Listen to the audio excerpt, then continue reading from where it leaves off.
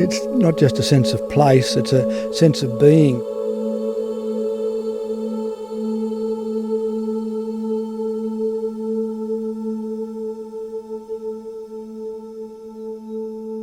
It's the type of landscape that you kind of emotionally connect to.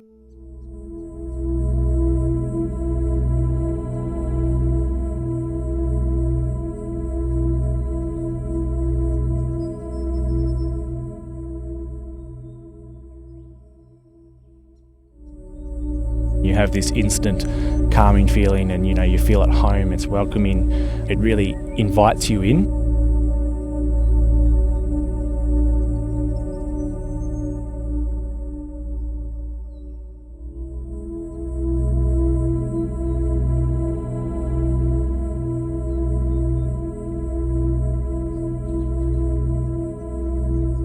It's a huge property. It's 1,500 hectares of native vegetation.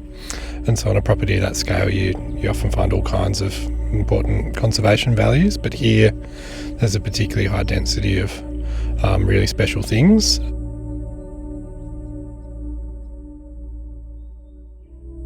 It's one of my favourite habitats. Okay, I love rainforests. I particularly like alpine zones. The Central Plateau is a favourite destination of mine. But for just ease and pleasure, the dry, wooded hills of southeast and eastern Tasmania, so much of it's just easy walking, and it's more biodiverse. There is just, it mightn't be apparent instantly, but there is just more biodiversity in this type of forest, certainly than rainforest, and secondly than alpine. There's hundreds and hundreds of hectares of old growth blue gum forest, which is the key foraging habitat for swift parrots, and would also be fantastic nesting habitat for them. There's hundreds and hundreds, thousands of big old trees with hollows up there, and the swift parrots are critically endangered. We've lost upwards of 95% of them. There used to be 100,000 plus birds, and now we're down to about 3,000. And they're still in decline, and it's because they don't have those extensive blue gum forests that used to be in Tasmania. And this has probably got one of the biggest patches of blue gum left in Tasmania just on this property. This is likely to actually make a really significant contribution towards the protection of those birds. The alternative being that potentially under a different ownership, you can log threatened forest in Tasmania, which seems crazy, but you can. So there wouldn't have actually been any protection necessarily against extractive uses like that. And so this property actually, by being so big, actually it does feel like it can make a real difference for that bird.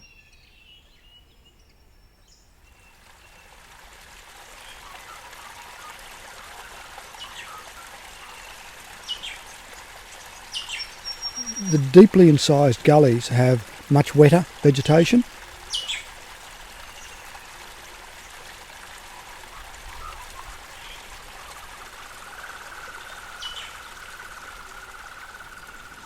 There's eagles' nests in all of these gullies. There were, I think, maybe 2 or 3 eagle nests recorded on the property before we came here to look, and then we found another 3. So, and this is prime habitat for eagles, and they're another endangered bird species, the wedge-tailed eagles.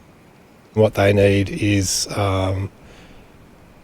undisturbed, old growth forest in gullies, and then I guess a landscape where there's going to be lots of prey around. And so this has got that. It's got that open grassy country, which is good for eagles to hunt. So to have 6 eagles nests on one property is like pretty outstanding as well.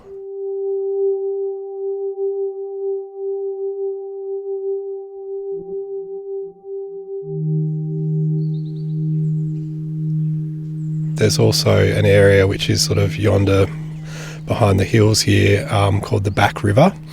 The valley really opens out into these big broad floodplains, and it's got intact remnant, grassy open woodland, which looks just like the kind of, historical paintings that you see from when European people first arrived in Tasmania, that really open sort of parkland kind of environment, which I guess human beings evolved on the savannas of Africa, and that's the kind of habitat that, we do well in and that appeals to us. And so there's something about that kind of landscape, I think, that just really draws you to it.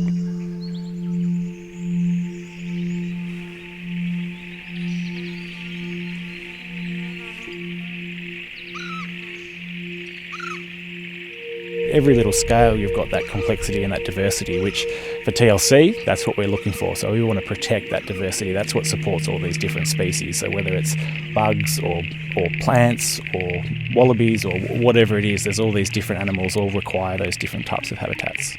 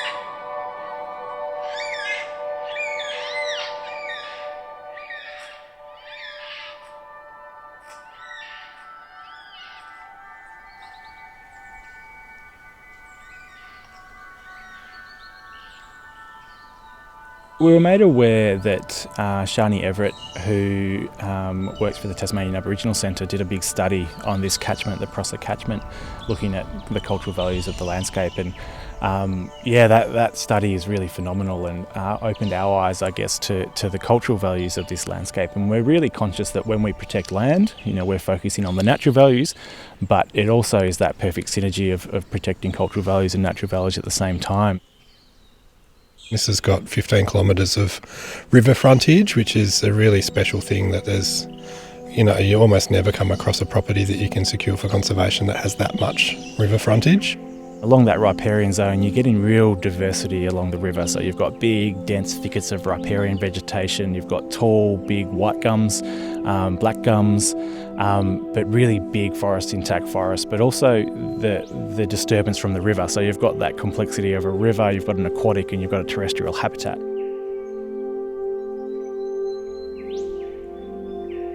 So walking through it, you get that real sense of there's lots of different habitats here and that connection between aquatic ecosystem and terrestrial ecosystem.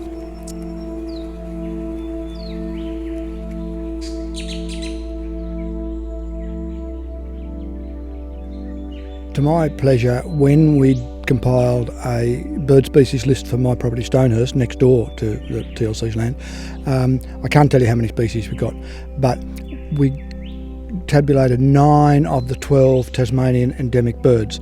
Now, I think the other 3, it's physically impossible for them to be in this habitat. So everything that could be here is here. And that's because the land is diverse, because it's fire managed. The Aborigines burnt it, the graziers, snarers have burnt it, and rightly or wrongly, that's what we have inherited, and that's why we've got this biological diversity now. The TLC has known about the values of this property for the past 10 years, so when the opportunity came to purchase the property, but also to work really closely with the McGregor family, when there was the option to purchase the property and set it up as a reserve through the estate of David McGregor, we sort of motivated, came together, worked quickly, and made it happen super quick. The land I own next door was a small part. It was my farm. I lived and worked on it, gained my sustenance and livelihood from it. So I've got a lot of historic and personal connections, but now I manage it for conservation purposes, being able to identify more orchids and birds and get more pleasure out of it.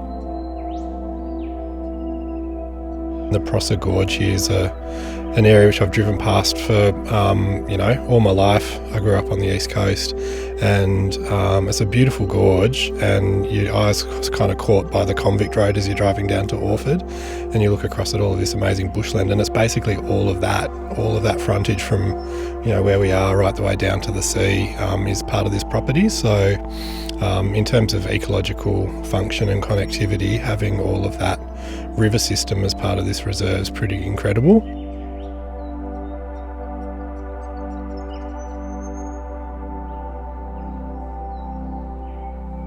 For TLC, protecting places like this is critical. It's what we do.